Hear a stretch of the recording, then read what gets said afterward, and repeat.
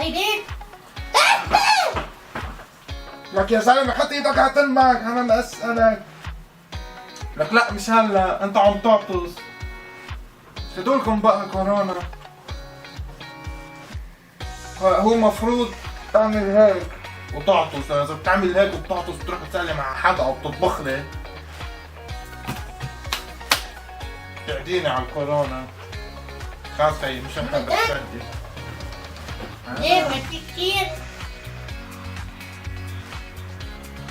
طيب بتلاقي اكتر.